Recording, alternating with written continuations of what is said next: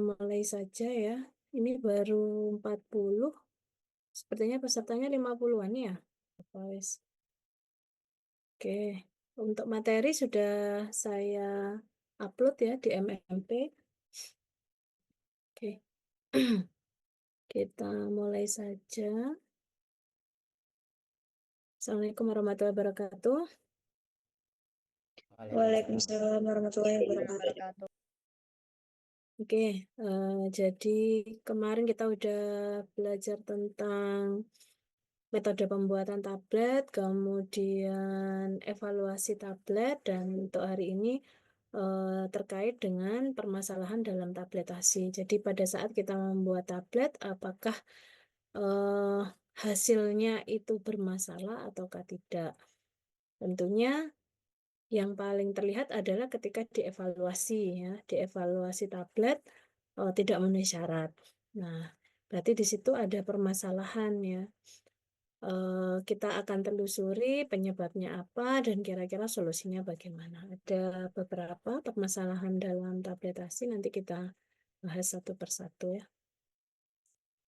Oke, nah ini sedikit review lagi terkait dengan formula sediaan tablet ya. Untuk formulasi sediaan tablet ada beberapa bahan,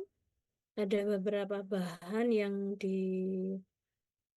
digunakan dalam formula ya, dan fungsinya. Nanti kita ingat-ingat lagi ada bahan aktif, bahan pengisi, pengikat, disintegran, lubrikan, glidan, antiadheran, perbedaannya apa satu sama lain, dan contoh bahan-bahan tersebut apa namanya ya. Kemudian fungsinya ada di sebelah kanan ya. Nah, ternyata dari beberapa eksipien yang ada di dalam formula itu eh, ada 3 eksipien ini yang memegang kunci dari apa namanya, apakah nanti akan menimbulkan masalah dalam tabletasinya. Jadi yang paling sering untuk eksipiennya adalah 3 eksipien ini. Selain juga dari zat aktifnya ya, kalau zat aktif kan kaitannya lebih ke arah bisa ditabletasi ataukah tidak gitu ya. Tapi jarang menyebabkan permasalahan dalam tabletasinya karena yang penting sudah memenuhi syarat sifat alir baik, kompresibilitas baik, maka zat aktif sebenarnya kan bisa di tablet. Cuman dalam pencetakannya itu 3 bahan inilah yang lebih banyak berperan. Apa saja? Yang pertama adalah pengikat, binder. Kalau binder fungsinya mengikat ya tadi ya, mengikat supaya partikel-partikel yang eh, dicampurkan itu bisa menyatu. Ketika dikompres juga akan mengikat satu bahan dengan bahan yang lainnya. Nah, pengikat ini akan berpengaruh terhadap sifat fisik yang mana gitu kan ya. Jika pengikat itu tinggi konsentrasinya, maka ini akan berpengaruh terhadap kekerasan tablet ya.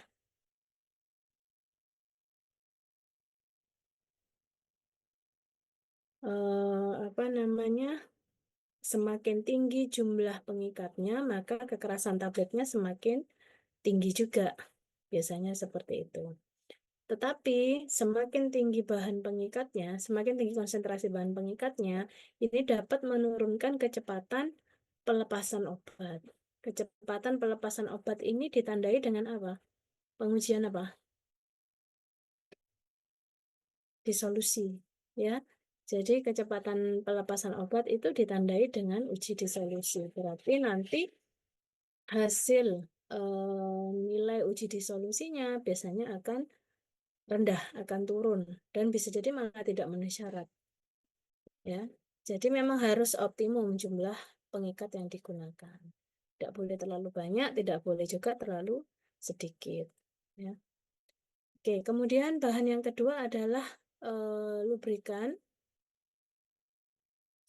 Lubrikan di sini eh, peningkatan jumlah lubrikan, maka bisa menyebabkan apa efeknya? Yang pertama adalah penurunan kecepatan pelepasan obat. Kok bisa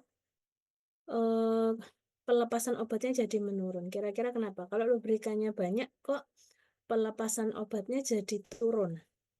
Ada yang bisa menganalisa? Kira-kira kenapa? Karena rubrikannya bersifat hidrofobik. Bentar, siapa ini yang jawab? Barusan yang jawab siapa? Mohon maaf Ibu, saya Sydney ya? Oke. Karena sifat dari lubrikan itu apa? hidrofilik. Hidrofil apa hidrofob? Hidrofobik. Hidrofil apa hidrofob? Hidrofilik. Hidrofilik, Bu. Hidrofilik. Iya, Contoh lubrikan apa? Kasih satu contoh. MG syarat. MG syarat. Talek ya. MG syarat dan talek itu hidrofil apa hidrofob? Hidrofobik Ibu. Hidrofob ya. Hidrofob atau lipofil kan gitu. Jadi tidak tidak larut dalam air. Benar nggak? Talak dan angkisteraat itu tidak larut dalam air alias hidrofob. Ya. Kemudian kalau hidrofob memangnya kenapa? Ingat ini ada pelepasan obat. Kalau pelepasan obat uji evaluasinya itu dengan uji disolusi ya. Sudah praktikum uji disolusi sebagian menggunakan apa? Dissolution tester. Ada 6 chamber yang digunakan ya. Di dalam chamber diisi dengan apa? Dapar Parutan atau Japar. buffer atau dapar. Dapar atau buffer itu komposisinya apa? Yang pasti 90% ke atas isinya adalah air. Benar? Ya kan? Dapar fosfat pH 5,8 isinya apa? Asam fosfat KH2PO4 misalnya ya. Airnya berapa? Pasti di atas 90%. Ya. Sehingga eh, tablet itu tadi kan dicemplungin ya ke media disolusi. Harapannya dia akan pecah dan kemudian melepas obatnya. Tapi kalau lubrikannya jumlahnya banyak, maka yang hidrofob banyak gitu ya. Yang tidak larut air akan banyak. Maka kira-kira pelepasannya bagaimana? Melambat, ya kan? Tambah lambat, waktunya akan bertambah besar. Kalau misalnya kemarin uji untuk apa namanya paracetamol tablet 30 menit ya, bisa jadi lebih nanti. Kenapa? Karena tidak langsung bisa hancur, kemudian tidak langsung bisa melarut di dalam media disolusinya karena dia hidrofob tadi, nggak nyampur dengan air. Itu akan menghambat pelepasan obatnya. Bisa dipahami sampai di sini? Gimana? Bisa Ibu. Bisa Ibu. Nah, jadi karena ada komponen hidrofob ya yang tidak larut dalam air yang ternyata harus kita larutkan di dalam media disolusi menjadi terhambat ya pelepasannya akan terhambat waktu disolusinya akan memanjang itu yang lubrikan jika konsentrasinya tinggi. Tinggi itu seberapa? Kadang kita kelebihan yang biasanya di HPE itu misalnya 1-3%, wah biar mantep, biar nggak lengket di apa di cetakannya saya kasih 10%. Nah, hati-hati ini nanti akan berpengaruh. Akhirnya malah tidak memenuhi syarat disolusinya. Itu ya, itu yang pengaruh pertama dari lubrikan. Pengaruh berikutnya apa kalau konsentrasinya terlalu tinggi? Dapat menurunkan kekerasan tablet. Kira-kira kenapa ya kok bisa menurunkan kekerasan tablet? Analisanya bagaimana? Lubrikan terlalu tinggi, kekerasan tabletnya jadi rendah. Kira-kira bagaimana penjelasannya? Ada yang mencoba menganalisa?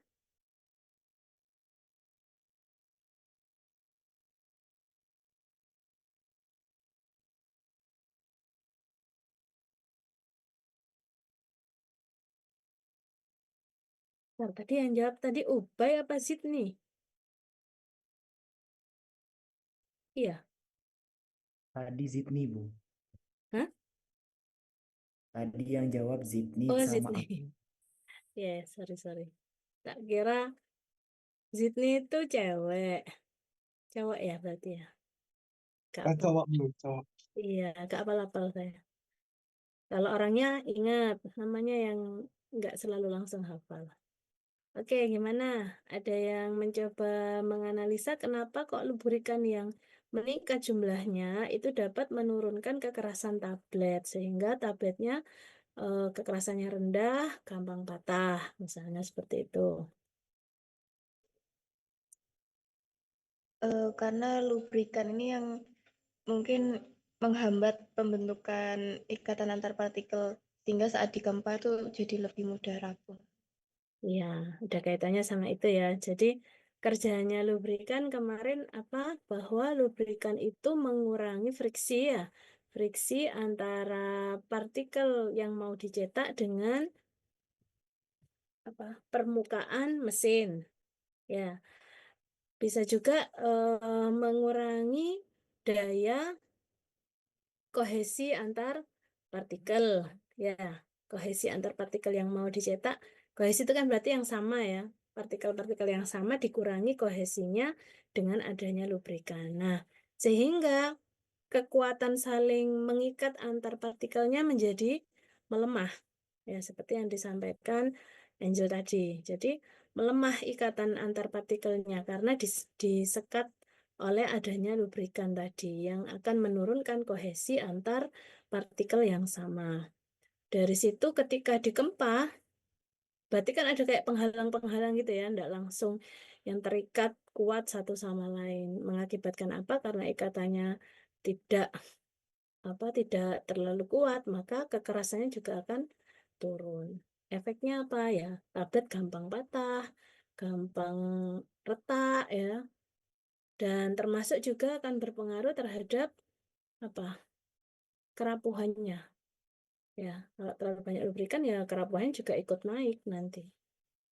Itu lubrikan. Oke. Selanjutnya ini disintegran. Ya, untuk disintegran sebagai waktu apa namanya bahan penghancur ya. Kalau terlalu tinggi ya, semakin tinggi disintegran dapat mempengaruhi apa? Dapat mempengaruhi kecepatan pelepasan obat. Kok bisa? Gimana kira-kira pembahasannya? Disintegran meningkat, pelepasan obat jadi meningkat. Disolusinya juga ikut menjadi lebih cepat. Kira-kira penjelasannya bagaimana? Kalau semakin banyak disintegran itu, semakin banyak yang mengembang gitu, Bu. Jadinya tabletnya lebih mudah hancur. Ya, ada disintegran yang cara kerjanya itu dengan mengembang ya, swelling ada. Ada juga yang nggak swelling. Intinya dengan ditambahkan disintegran, kadarnya terlalu tinggi, maka tablet akan lebih mudah hancur gitu kan ya. Ingat proses pelepasan obat di dalam tubuh tablet ya, proses cara kerja tablet sampai dia itu berkhasiat. Yang pertama ketika tablet itu ditelan secara peroral, maka yang terjadi pertama apa? Disintegrasi, pecah dulu. Ya, pecah dulu. Baru kemudian melarut dan terdisolusi, baru kemudian terabsorpsi. Jadi sebelum terdisolusi, dia harus melarut dulu dan sebelum melarut dia harus pecah dulu. Nah, berarti kalau semakin banyak disintegrannya, maka dia akan lebih cepat pecahnya, maka dia akan lebih cepat melarut dan akan apa? Melepas obat lebih cepat. Jadi tahapannya seperti itu. Ya, kalau mekanisme kerjanya macam-macam ya. Disintegran tuh yang paling sering swelling, dia mengembung, kemudian melepas. Tapi ada juga yang menghancurkan, mau benar-benar hancur itu juga ada. Oke, itu tiga eksipien yang berperan di dalam permasalahan tablet ya. Kemudian, nah di sini kita mulai melihat permasalahan dasar yang sering terjadi pada tablet itu apa saja? Ini kalau kita kelompokkan, kalau dilihat ini sebenarnya adalah hasil evaluasi tablet ya, hasil evaluasi tablet. Intinya apakah akan memenuhi syarat atau tidak. Kalau tidak memenuhi syarat, sebenarnya itu adalah sebuah permasalahan. Apa saja? Di sini ada variasi bobot ya. Berarti terkait dengan keragaman bobot. Dia tidak memenuhi. Ya kan? Kok bisa tidak memenuhi? Ya berarti ada permasalahan. Kira-kira karena apa? Keragaman bobotnya tidak memenuhi. Banyak faktor ya. Bisa jadi dari formulasinya, dari proses pembuatannya, dan dari mesinnya itu juga ngefek ya ke variasi berat. Kemudian kekuatan mekanik ya. Kekuatan mekanik tablet. Yang pertama efeknya terhadap kekerasan tablet dan kerapuhan tablet. Jadi kekerasan dan kerapuhan ini saling apa namanya? Ini adalah dua parameter yang berhubungan dengan kekuatan mekanik. Berbanding terbalik ya, biasanya yang keras reliability-nya rendah.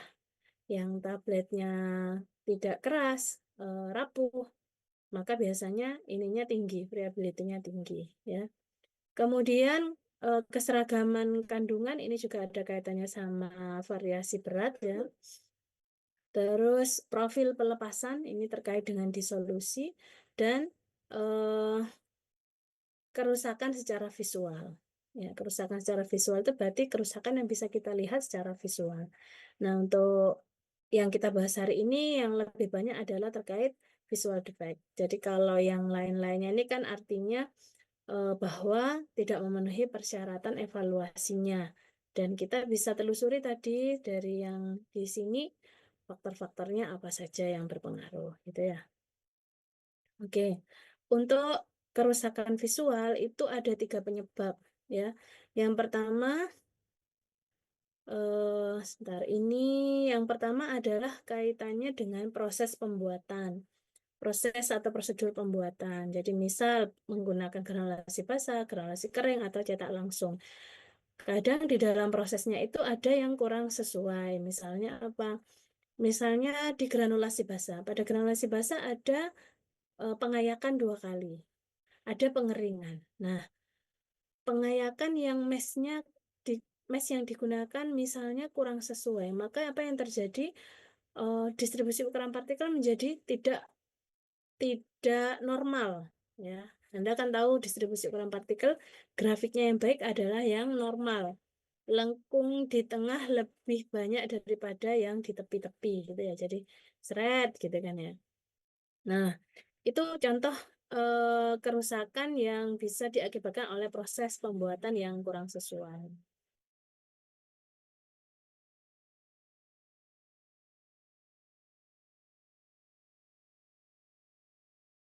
Kemudian ada proses pengeringan misalnya. Pengeringannya kurang optimal.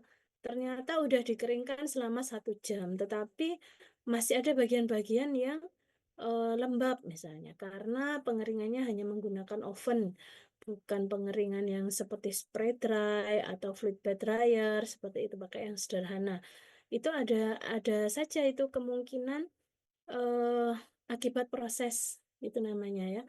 Nah, kemudian selain proses macam-macam ya, mungkin tumblingnya, pencampurannya itu juga kalau tidak tepat, itu juga akan menimbulkan permasalahan. Contohnya tumbling pada saat penambahan lubrikan. Itu kan di akhir, ya. Kalau kemarin kita bahas kan di akhir. Itu pun tidak boleh terlalu lama. Ya, kalau yang awal 15 menit nyampurnya, maka yang dengan MG stearat cukup 5 menit saja. Tidak boleh sampai 15 menit juga. Kenapa? Karena akan ngefek nanti di proses pencetakan. Itu yang akibat proses. Kemudian yang akibat formulanya. Akibat formula itu berarti bagaimana? Berarti komposisi formulanya itu kurang sesuai. Mungkin terlalu besar konsentrasinya atau terlalu rendah. Atau jenis bahan yang digunakan tidak sesuai. Misalnya, saya pakai disintegran amilum. Nah, amilum itu kan juga punya kekurangan. Mungkin dia kurang kuat mendisintegrasikan tablet. Memecah tabletnya kurang kuat. Saya pakai yang ganti ternyata disintegration time-nya itu sampai lebih dari 30 menit kan tidak memenuhi syarat. Saya mau ganti pakai yang super disintegran. Apa ya, cari yang lebih bagus lagi. Konsentrasinya juga bisa lebih sedikit. Nah, itu formula ya. Formulanya diotak-atik, diubah, dinaikkan, diturunkan, diganti zatnya misalnya. Supaya menghasilkan tablet yang sempurna. Kemudian yang ketiga, penyebabnya adalah kaitannya sama mesinnya, mesin cetak tabletnya. Berarti ada hubungannya sama alat cetaknya, die-nya, bentuk die-nya, bentuk punch-nya ya. Punch itu stempel atas bawah itu, kemudian kecepatan jalannya mesinnya, misalnya terlalu cepat, terlalu lambat, itu harus disetel sedemikian rupa, dioptimasi supaya menghasilkan tablet yang baik.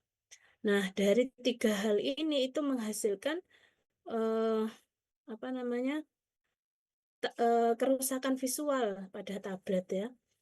Jadi kalau kita lihat yang karena pengaruh proses ini, kalau yang karena pengaruh formula sticking picking binding. Tapi sebenarnya juga ada yang sticking picking binding ini karena proses ya. Jadi sebaiknya tidak tidak membatasi hanya misalnya pengaruh proses hanya 4 ini. Nanti kita lihat di pembahasan yang di slide selanjutnya. Ada yang ini nyasar ke sini laminasi juga karena pengaruh formula, kesalahan bahan pengikat, kesalahan jumlah bahan pengikat atau kesalahan jenis bahan pengikat itu juga ada ya. Nah, ada berapa nih? 1, 2, 3, 4, 5, 6, 7, 8 ya. Ada 8 jenis. Ini lebih ke arah kerusakan tablet secara visual. Jadi yang bisa dilihat oleh mata kita ya. Oke, yang pertama adalah capping. Kemarin waktu nyetak tablet ada yang bentuknya begini enggak? Tabletnya. Ada.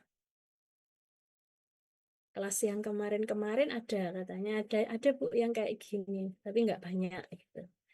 Nah, kira-kira faktor apa yang menyebabkan tabletnya itu keluar topinya, ada kayak topinya capping ya, di bagian atasnya. Terjadi pemisahan sebagian atau seluruh mahkota atas, atau bisa juga dari yang bawah, dari badan utama tablet. Kenapa? Karena ada udara yang terjebak di massa cetak. Jadi ketika akan dicetak itu ada semacam udara yang terjebak. Jangan dibayangkan udaranya gede banget, enggak ya. Ya mungkin ada ya seberapa cc mungkin ya, apa ya satuannya, cc ya kalau volume ya. Ada sedikit, ada rongga udara yang ketika dicetak akhirnya membentuk semacam kayak mau lepas gini ya. Nah, itu karena adanya udara yang terjebak dalam massa cetak sehingga pada saat ditekan punch atas itu ada yang tidak menyatu. Nah, itu yang faktor utamanya. Kalau kita rinci penyebabnya secara rinci, yang pertama sebenarnya capping itu diakibatkan karena jumlah serbuk halus atau fines-nya itu banyak. Jadi kalau misalnya kurva distribusi ukuran partikel ya, anggap di sini tak tabrak sini ya. Yang bagus bagaimana kan gini, seret, gini ya. Nah, ternyata serbuk Anda banyak unfines-nya. Nah, gini. Jadi yang ukurannya halus itu banyak. Ya. Efeknya apa? Kalau ukuran yang halus itu banyak, maka yang terjadi adalah seperti ini. Penghapusnya mana ya? Nah, oke. Jadi yang terjadi mana ngilangnya?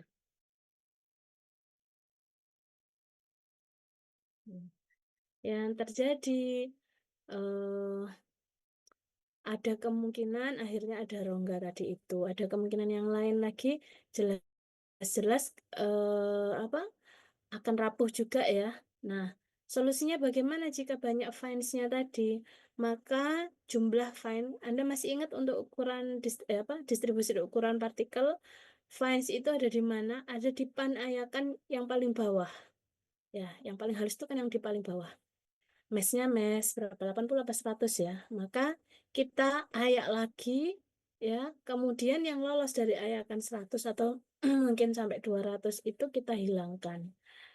Ya, kita buang. Tapi tentu saja ini harus hati-hati, harus diorientasi dulu. Kenapa? Kalau ternyata yang ada di dalam fines tadi itu adalah zat aktifnya, lah hilang nanti zat aktifnya. Ya, itu cara pertama. Jadi harus diorientasi dulu. Nanti ada uji keseragaman, uji homogenitas lagi. Apakah kadarnya masih ada zat aktifnya di dalam campuran serbuk tadi? Ketika ini sudah dihilangkan sebagian serbuk halusnya. Nah, karena kalau yang dihilangkan ternyata adalah zat aktif ya kosong lah ini.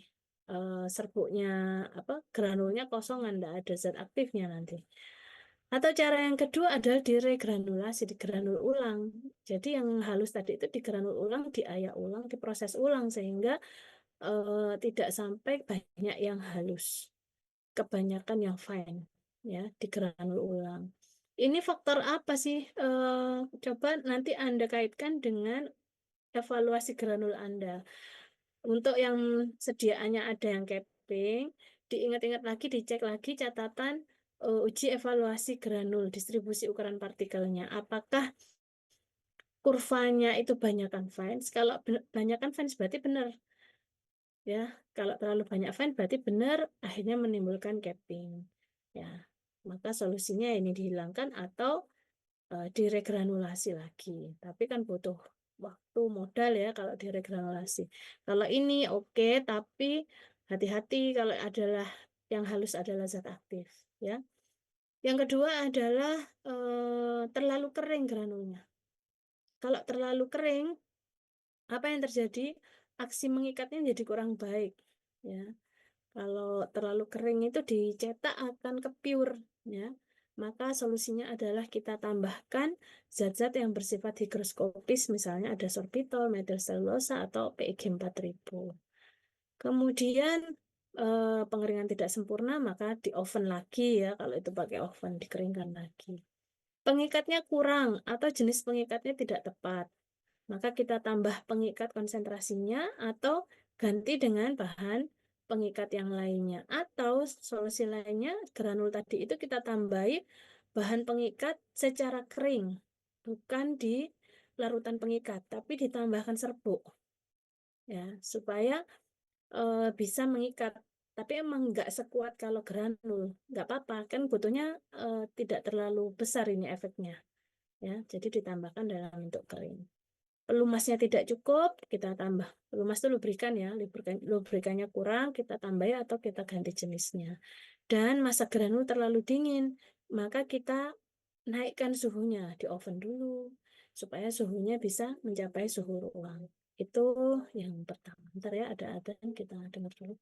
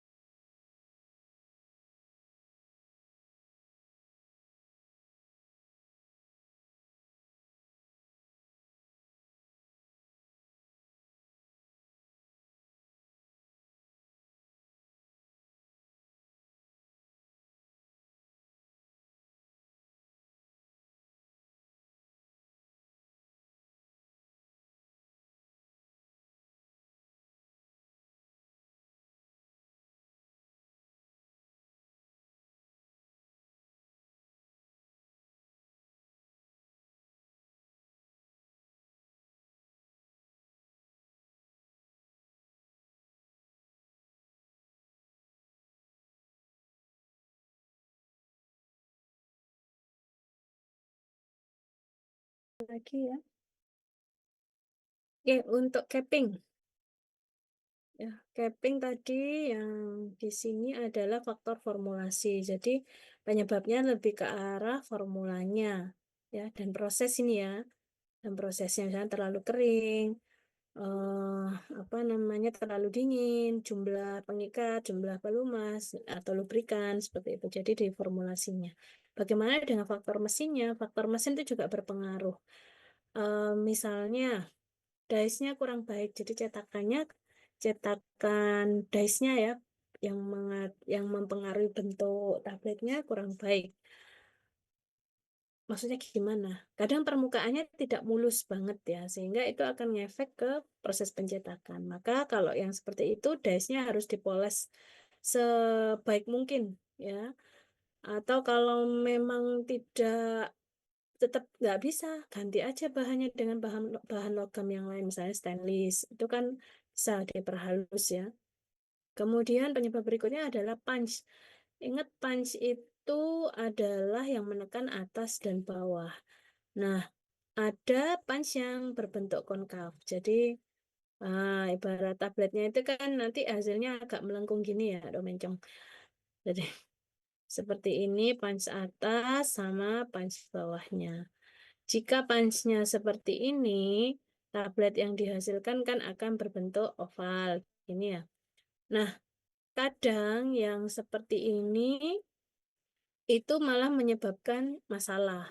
Jadi ketika ditekan jelek, tadi itu mungkin ada apa namanya, ada udara yang terjebak di dalam, tidak bisa menekan dengan kuat kan. Kalau seperti ini misalnya di sini ada rongga udara sedikit, ini kan tekanannya nggak bisa kuat karena melengkung. Beda sama kalau kita gunakan punch datar, shred. Nah, begini. Ini juga ya, shred. Maka tablet yang dihasilkan ya datar atasnya, ya kan? Eh, apa lingkaran tapi permukaannya dari samping seperti ini. Jadi ketika tadi di sini ada udara yang terjebak itu ditekan dengan tekanan yang apa? Yang kuat ya. Atas bawah kan memberi tekanan yang kuat. Kalau ini kan agak agak ada apa? Ada konkavnya begini kan tekanannya tidak sekuat kalau datar begini. Makanya solusinya gunakan punch yang datar. Itu akan menekan dan apa? menghilangkan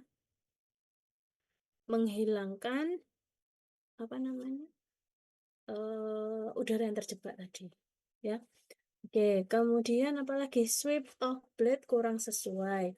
Jadi kadang terlalu cepat ya. Ini juga kecepatan. Kemarin itu loh pengisian, kemudian apa penekanan oleh panca atas bawah dan ejection lalu di sweep off ditendang itu ya.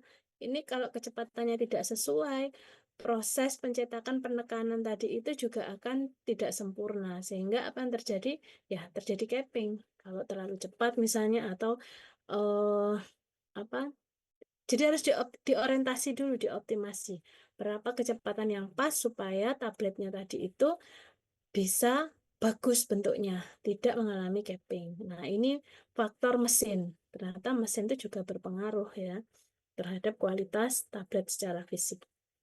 Oke, bentuk yang kedua itu laminasi. Laminasi itu mirip capping, tapi kalau capping tadi kan permukaannya aja ya, atas sama bawah. Kalau ini tuh sampai berlapis-lapis. Jadi bisa dua atau lebih bagian yang terpisah. Sama penyebabnya ada udara yang terjebak dalam massa cetak. Bisa juga karena kompresi yang berlebih, tekanan yang terlalu besar, yang berlebihan, akhirnya tidak bisa saling mengunci granulnya. Jadinya seperti lepas-lepas lapisan gitu ya. Penyebabnya hampir sama dengan yang capping, ya, hampir sama. Fainsnya terlalu banyak, granul terlalu kering, proses pengeringan belum sempurna, binder kurang, lubrikan juga kurang atau tidak sesuai. Hampir sama dengan capping, cuman bentuk yang dihasilkan itu lebih seperti ada beberapa lapisan. Kalau capping tadi di bagian atas saja atau bawah ya. Solusinya sama. Kalau yang karena mesin juga sama sebenarnya ya. tapi lebih ke arah kalau laminasi ini lebih ke arah apa terlalu cepat mesinnya ya, atau pelepasan ejectionnya tadi itu juga terlalu cepat ya. Lepasnya tablet dari cetakan ejection ya dari punch bawahnya terlalu cepat. Nah, itu bedanya. Jadi dari bentukannya bedanya di situ. Kalau persamaannya penyebabnya hampir sama.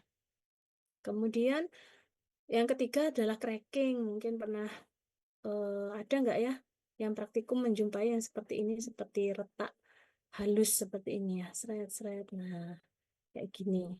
Ada nggak ya kemarin praktikum?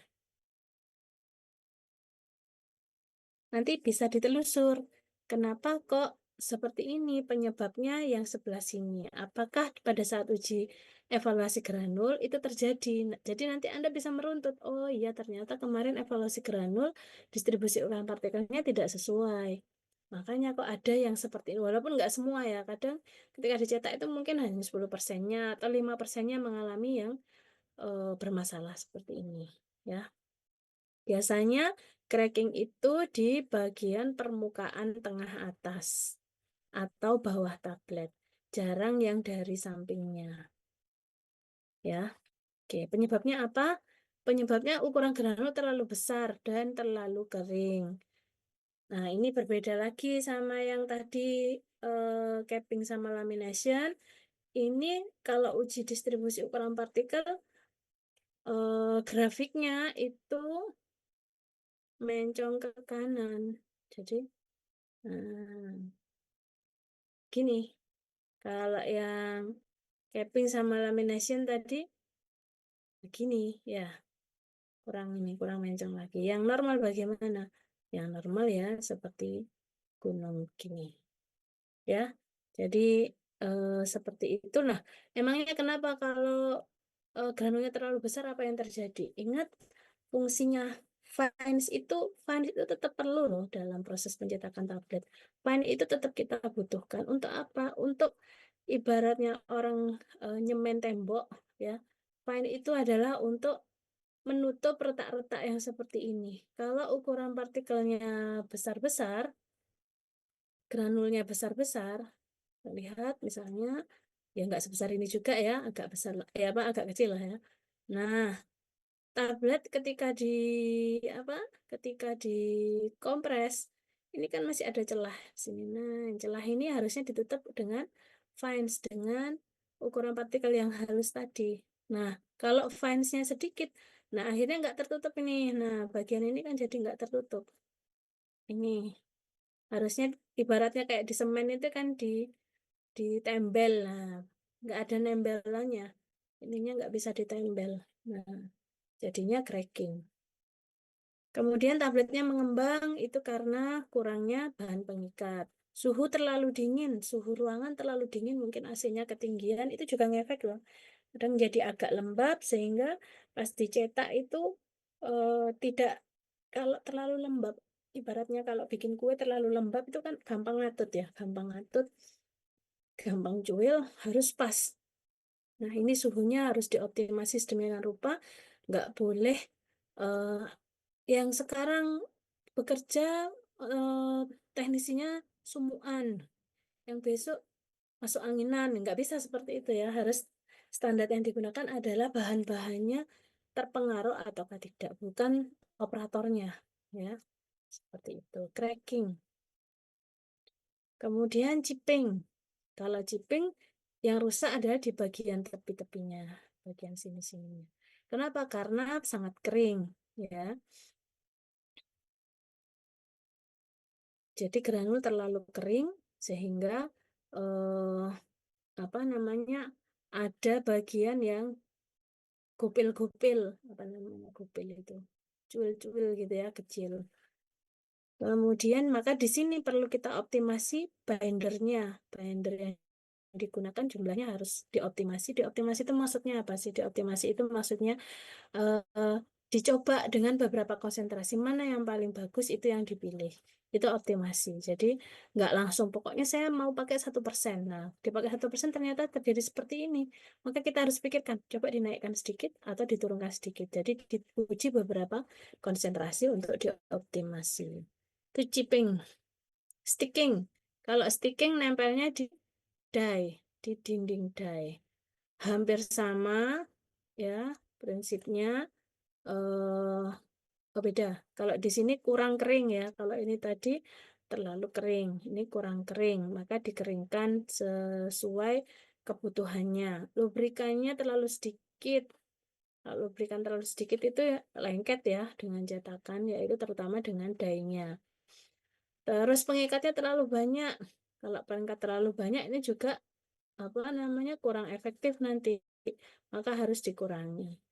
Nah ini ada bahan yang berminyak di dalam formula.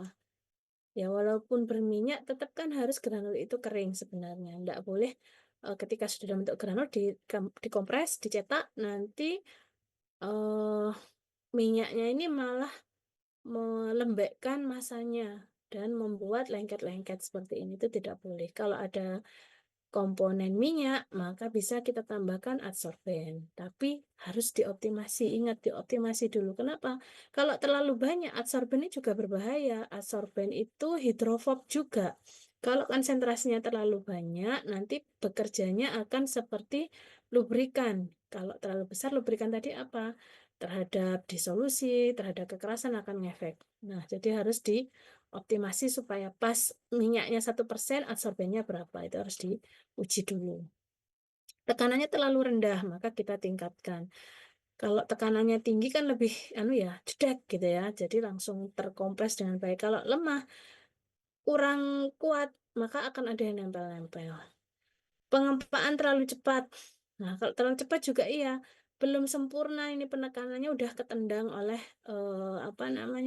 sepatu yang bagian mengisi itu kan ya, di ejection ditendang. Nah, kalau terlalu cepat belum sempurna penekanannya udah seperti itu.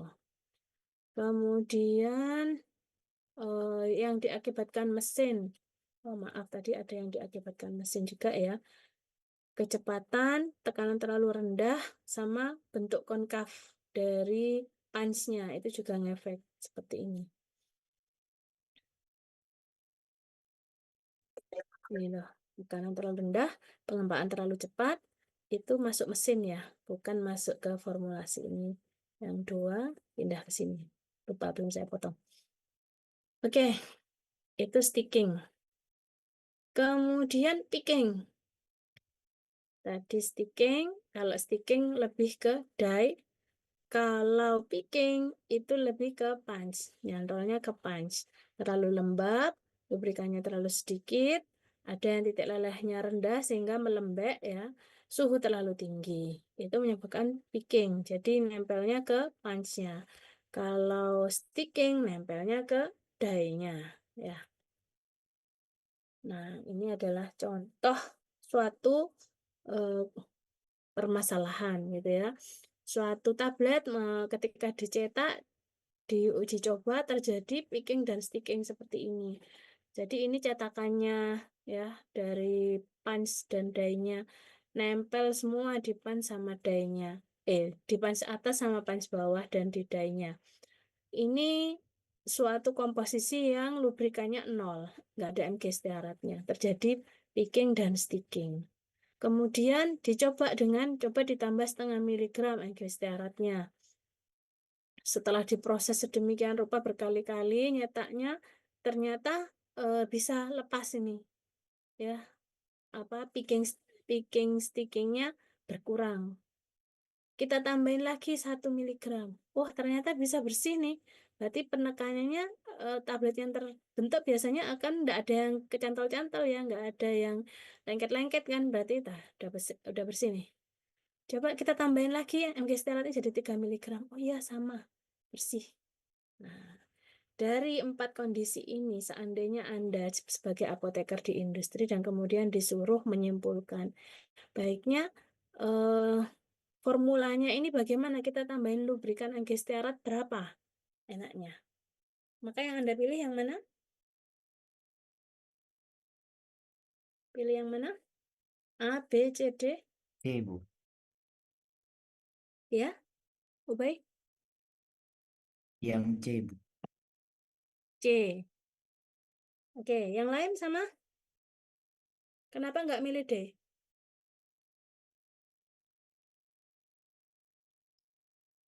Karena konsentrasi lubrikan yang tinggi itu dapat mempengaruhi kekerasan tabletnya itu. Ya, karena kalau terlalu banyak nanti akan mempengaruhi ke efek-efek yang lainnya. Ya, padahal hanya dengan 1 miligram saja sebenarnya sudah oke, sudah bisa melepas picking dan stickingnya. Dan kalau terlalu banyak kita juga akan apa namanya ibaratnya nanti di biaya akan meningkat ya kan per biaya produksinya juga akan meningkat antara 1 miligram dengan 3 miligram kan ya beda ya kan ini pasti akan lebih banyak biayanya berarti nanti harga obat jadi lebih tinggi padahal efeknya sama sebenarnya ini kan sudah bisa tidak picking dan sticking ya oke jadi dipilih dengan seminimal mungkin bahan tapi efektivitasnya sudah cukup ya oke selanjutnya apa nih binding ada yang terikat nah kalau ini cuilnya nempelnya di upper punch-nya cukup banyak ya melekat pada dinding ruang cetak jadi ada yang di sini ada yang di dayanya juga karena kurang kering atau kurang pemberian lubrikan ini sebenarnya ya mirip-mirip juga ya sama stick mana tadi yang pakai punch ini picking ya hampir mirip dengan picking juga. Jadi kalau picking itu kan kalau kita lihat masih ada apa permukaannya masih sebagian utuh ya kan sedikit. Kalau yang binding ini benar-benar kerowok gitu ya karena nempel di permukaannya nempel di sini banyak. Sama capping tadi gimana Bina? Kalau capping itu nggak nempel gini tapi tidak melekat dengan baik. Jadi ada kayak rongganya. Yes. Ya, kalau binding ini kerowok ya, katut di upper punch-nya cukup banyak. Kenapa? Karena terlalu lembab, lubrikan sedikit, granul terlalu kasar. Nah, ini juga dari mesinnya, punch dan dayanya kotor. Kotor gimana? Bekasnya tabletasi yang sebelumnya mungkin ada serbuk dikit-dikit di sini ya. Dikit sekali. Tapi itu bisa namanya ada gaya kohesi, ada gaya adesi, kan bisa narik ini. Akhirnya yang seharusnya ditekan itu lepas, malah akhirnya nyantol di sini karena adesinya mungkin lebih kuat dengan punch-nya. Seperti itu. Maka memang harus dibersihkan. Tidak boleh ada serbuk-serbuk yang tersisa di sini. Ya, harusnya dibersihkan, dikuas-kuas gitu ya. Itu. Nah, ini penyebabnya sama ya. Oke. Maaf ya, kedobel, ketripelan ini. Belum dihapus yang ini terjemahannya yang ini ya. Oke, terlalu keras, terlalu kasar, bahan ada yang abrasif sehingga dayanya itu tergores lama-lama. Daya yang tergores itu bisa mengikat partikel-partikel yang dicetak tadi sehingga jadi tidak bagus permukaannya. Nah, yang selanjutnya bentuk ketidaksempurnaannya adalah mottling. Mottling itu seperti ini. Jadi tabletnya tidak merata warnanya. Pernah menjumpai nggak tablet seperti ini? Warnanya tidak merata. Dia ada bintik-bintik pewarna yang lebih gelap. Pernah menjumpai? Mungkin yang tablet herbal itu biasanya hijau-hijau ya, ada hijau-hijaunya. Bisa jadi kalau itu bukan mottling, kalau itu sengaja supaya untuk ada kesan natural biasanya. Nah, kenapa bisa terjadi mottling? Mottling itu warna yang tidak merata, itu akibat ada perbedaan warna antara zat aktif dengan eksipien. Misal zat aktifnya berwarna, seperti ekstrak gitu ya, atau vitamin-vitamin yang punya warna. Sementara eksipiennya warnanya putih. Biasanya untuk mengatasi ini diwarnai sekalian tabletnya. Karena kalau nggak diwarnai nanti zat aktifnya itu belentong-belentong ke tabletnya. Jadi sekalian diwarnai pakai pewarna yang menyesuaikan zat aktif yang berwarna tadi, sehingga bisa merata. Kemudian yang kedua, faktor yang kedua adalah semisal diberi pewarna tadi, pewarna itu bisa bermigrasi ke permukaan granul pada saat pengeringan. Jadi pewarna itu biasanya ditambahkan pada larutan bahan pengikat. Ya, di proses granulasi basah itu ditambah dengan etanol ditambah PVP. Kenapa kok di situ? Supaya lebih merata. Kalau kita tambahkan pewarna dalam bentuk kering, itu tambah tutul-tutul, tambah enggak karuan ya tutul-tutulnya ya, karena enggak merata. Jadi ditambah dengan larutan bahan pengikat biasanya. Nah, kendalanya adalah pada saat di oven dikeringkan itu kan pembawanya etanol ya. Pewarnanya dilarutkan di etanol ditambah PVP kan gitu ya. Kalau dikeringkan etanol kan cepat kering. Pada saat kering, pewarnanya kebawa tuh ikut ke permukaan. Jadi ibaratnya kan gini ya, granul anggap gede-gede gini.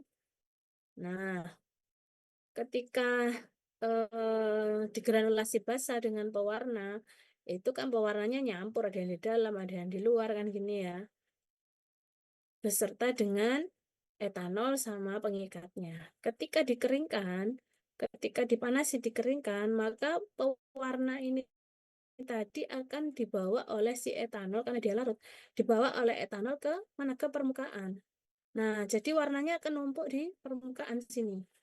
Di sini. Nah, di luar ini ya. Etanolnya hilang. Wah. Jadi pewarnanya yang ada di sini. Nah, tengahnya berkurang pewarnanya, pindah ke permukaan semua. Lalu kita tekan pakai punch, jebret. Apa yang terjadi? Anda bayanginnya apa? Gini, tahu permen caca ya? Permen caca yang warna-warni, terus di press, dihancurkan dari atas. Berat. Kira-kira warnanya merata nggak? Kan nggak, karena pewarnanya ada di permukaan. Ketika ini dipecah, ditekan, pecah, maka warnanya akan jadi sembur di sini. Sembur. Sementara inti dari granulnya itu masih putih. Jadinya sembur dan ada yang putih warnanya. Bisa diterima? Modeling? Seperti itu gambarannya. Lalu bagaimana mengatasinya? Pelarutnya bisa kita sesuaikan. Jadi jangan yang terlalu mudah menguap seperti etanol misalnya ya. Ada yang kira-kira masih ketahan di dalam. Kalau ada di dalam gini, ada yang di luar, ada yang di dalam, di kempa itu kan jadi lebih rata dibandingkan cuma di luar tok. Ya. Cara kedua, solusinya adalah bahan pengikatnya diganti supaya tidak terlalu terikat, atau suhu pengeringannya itu dikurangi. Kalau suhunya misalnya Anda 70 gitu ya, itu etanol cepat menguap. Nah, pewarnanya akan tambah di atas kering, dalamnya masih basah, malah seperti itu. Nah, solusi yang ketiga, ukuran granulnya diperkecil sehingga tidak seperti ini, jadi lebih kecil-kecil. Nah, kalau lebih kecil-kecil seperti ini dan warnanya ada di permukaan, kemudian dikompres, ditekan, ini lebih homogen. Oke? Ya nggak? Penyebab yang ketiga adalah proses pencampurannya tidak homogen. Proses tumblingnya. Ya mungkin cara ngamblingnya ngawur, dikocok ngawur misalnya. Nah, itu harusnya ada prosedurnya kan ya, tumbling yang benar berapa menit. Nah, maka lakukan sesuai teorinya supaya homogen, dan yang penting lagi jangan sampai terjadi segregasi. Karena kalau terjadi segregasi ini sangat mungkin terjadi mottling ini tadi. Kalau ukuran partikelnya berbeda, apalagi satunya berwarna, satunya nggak berwarna, ya terjadi mottling. Itu. Oke, yang terakhir adalah double impression. Double impression itu suatu kesan ganda pada permukaan tablet yang dibuat pada punch yang berlogo. Jadi punch itu kan kadang ada logonya, mungkin logonya pabriknya KF, misalnya FM gitu ya. Nah, kalau yang seperti itu kadang apa ya, menyebabkan mesinnya itu menyebabkan tablet itu mengalami double impression, penekanan ganda. ya. Dan itu menyebabkan bentuk tabletnya menjadi kurang bagus. Jadi penyebabnya apa? Ada rotasi bebas baik upper punch maupun yang punch bawah selama proses ejection. Nah, di sini harus diatur sedemikian rupa supaya tidak terjadi supaya tidak terjadi free rotation ini tadi. Terutama tablet-tablet yang memang ditambahkan logo di sininya biasanya. Atau entah yang garis seperti ini untuk memotong jadi 2 atau mungkin logo pabriknya FM, KF, terus PIM misalnya seperti itu ya. Itu mesinnya harus diatur sedemikian rupa supaya tidak terjadi double impression. Oke, jadi mungkin itu permasalahan tablet dari yang masalah yang sesuai dengan evaluasi sampai beberapa item contoh kerusakan tablet secara visual ya yang menyebabkan tablet itu tidak diterima ya. Anda kan tidak pernah menjumpai itu tablet di pasaran yang mengalami seperti ini. Jadi pasti di-reject duluan gitu ya. Di QC-nya pasti di-reject, kalau dari seperti ini ditolak, tidak boleh beredar. Ini yang mengalami ya di pabriknya, hanya di pabrik yang tahu, di bagian produksi yang akan mengalami ini, akan tahu seperti ini. Tapi kalau masyarakat tentunya enggak. Kenapa? Karena tablet yang beredar enggak mungkin ada yang cacat seperti ini. Oke, baik, mungkin itu topik kita hari ini. Mungkin ada yang ingin disampaikan dulu atau didiskusikan, silakan. Ada? Untuk memperkuat analisa Anda, ada LKM yang sudah saya upload di MMP ya, bisa dikerjakan secara individu aja ya, secara individu, dan dikumpulkan kalau nggak salah waktunya seminggu. Tanggal berapa ya? 15 atau 16 gitu. Nanti dicek ya ininya. Oke, bagaimana? Ada yang ingin didiskusikan? Saya izin bertanya, Ibu. Ya, silakan dia. Mengenai LKM-nya itu berarti izin mengonfirmasi ya, Bu, untuk kan dikerjakan individu, berarti untuk 3 yang kasus itu ada 3 kasus ya, Bu. Itu berarti per orang mengerjakan 3 LKM itu ya, Bu, 3 kasus. LKM berapa ya? Ininya yang saya upload, saya lupa. LKM-nya LKM berapa? Di situ anunya. Apa judulnya? Kalau di download LKM berapa? Di judulnya hanya ini, Bu, LKM Teknologi Sediaan Solida. Kalau di download itu ada ini, Bu, 3 Oh, ada LK. 3 soal. Iya, ada 3 Oh soal. iya, ke bawah. Iya. Oke. Kalau misalnya satu orang satu, gimana baginya? Bisa nggak? Berarti untuk 3 LKM ini nanti dibagi gitu ya, Bu? Ya, ini untuk 3 jenis soal ya. Nanti satu orang satu aja. Kalau milih nanti khawatirnya milih ke yang gampang, maksudnya yang ini apa?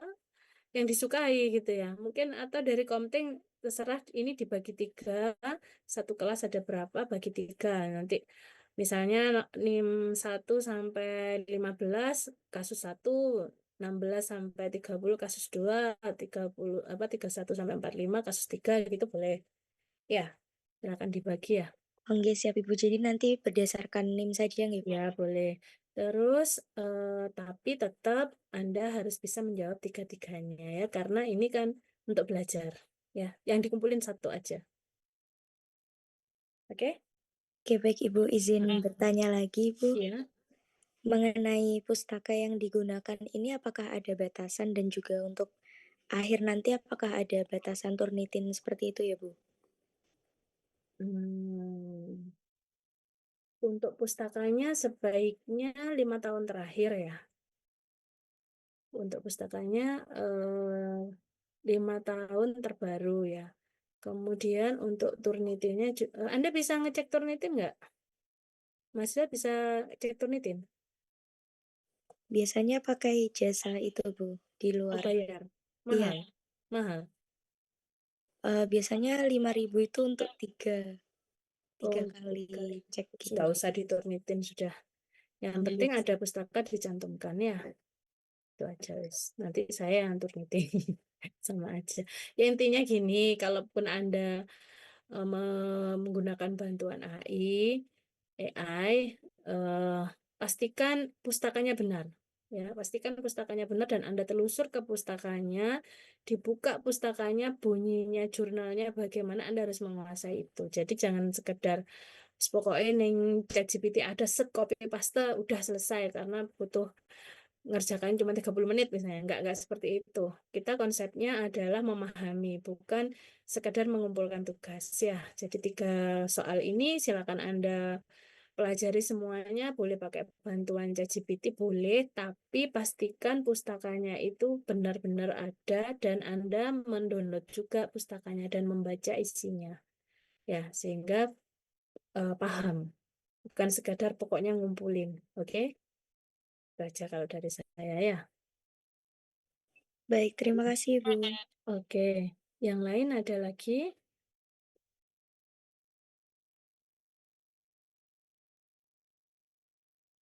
Gimana? Yang lain? Atau kita cukupkan? Oh, Eh, Sydney, mohon maaf izin silakan. bertanya Ibu. Terkait pustakanya, jika buku ajar gitu, apakah tetap masih minimal 5 tahun gitu? Buku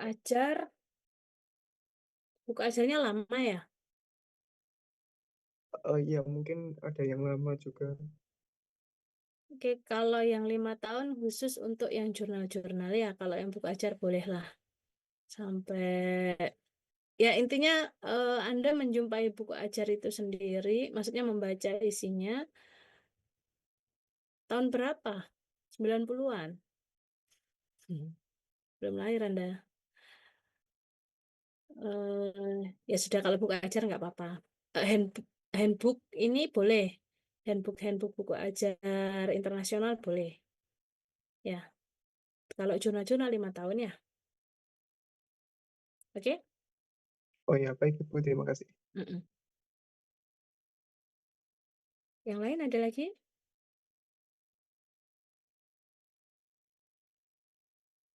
Cukup ya. Baik, saya rasa bisa kita cukupkan. Jadi topik saya sudah selesai 3 topik. Nanti untuk UAS tentunya ya 3 topik ini yang akan saya keluarkan ya. Silakan nanti jika ada yang masih bingung dan ragu-ragu dan ingin berdiskusi silakan, tidak apa-apa. Mungkin Anda bisa menghubungi WA dulu untuk janjian kapan bisa membahas seperti itu ya. Baik, terima kasih atas perhatiannya. Bisa kita akhiri. Assalamualaikum warahmatullahi wabarakatuh.